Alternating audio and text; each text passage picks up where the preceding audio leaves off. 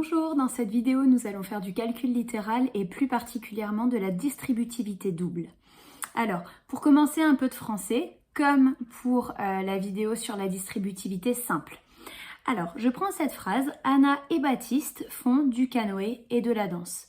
C'est la façon la plus réduite que j'ai de donner cette information, mais je peux la détailler, en tout cas la développer, pour rallonger la phrase. Alors évidemment en français ça n'a aucun sens, mais en mathématiques ça peut être utile.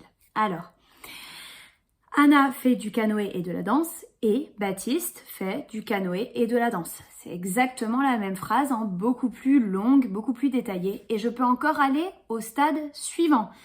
Anna fait du canoë et Anna fait de la danse et Baptiste fait du canoë et Baptiste fait de la danse. C'est bien trois façons de dire exactement la même phrase.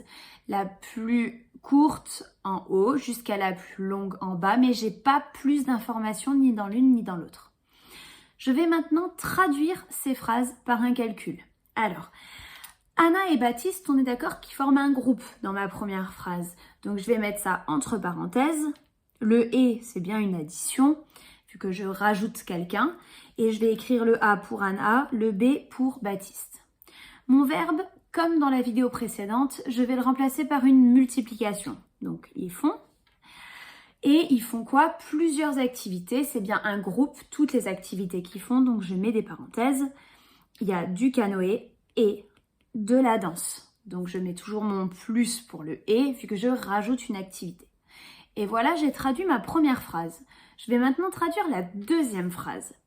Anna fait du canoë et de la danse. Donc cette fois-ci, Anna fait.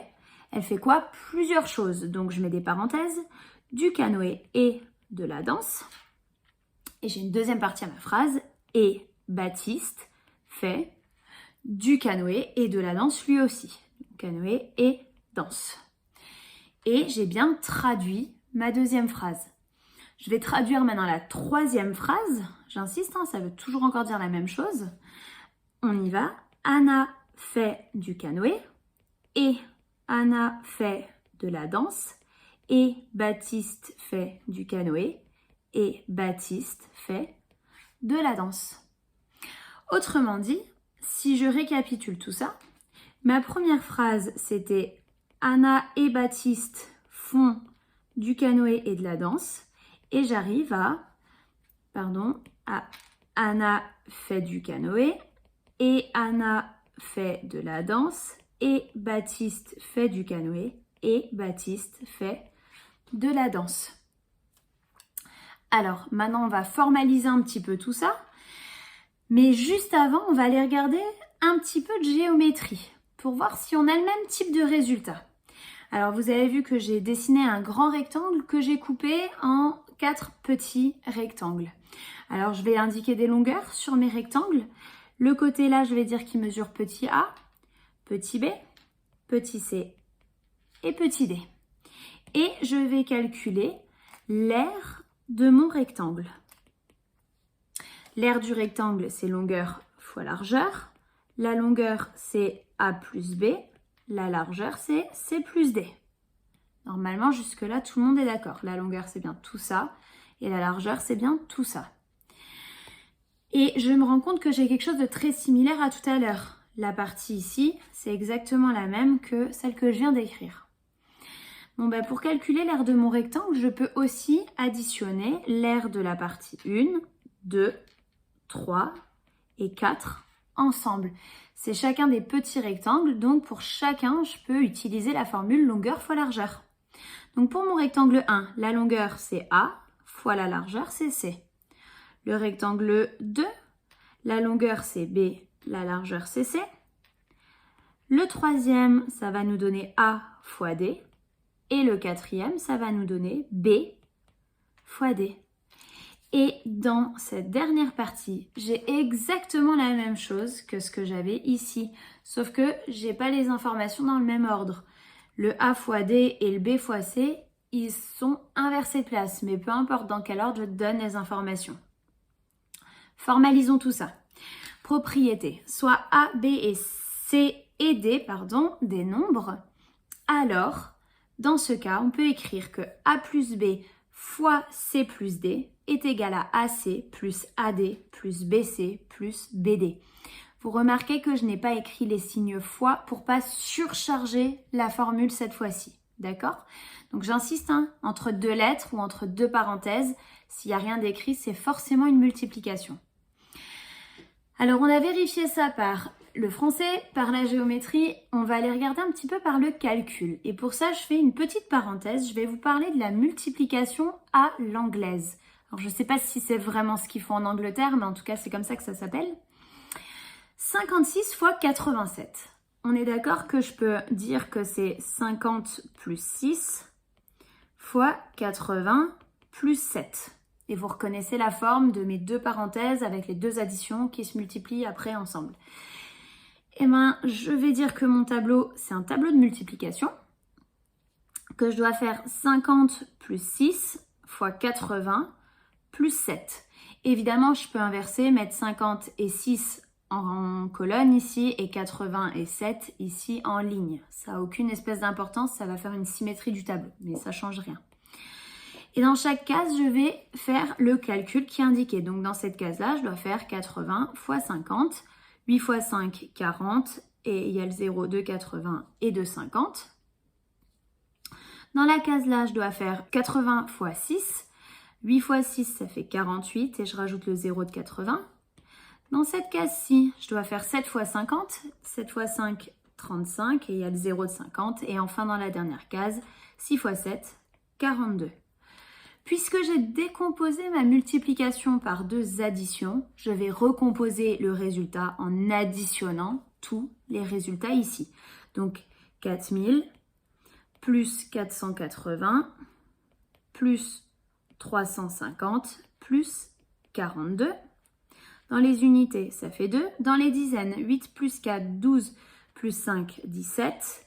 Dans les centaines, 4 plus 3 plus 1, 8. Et dans les unités de 1000, 4. Et j'ai mon résultat ici.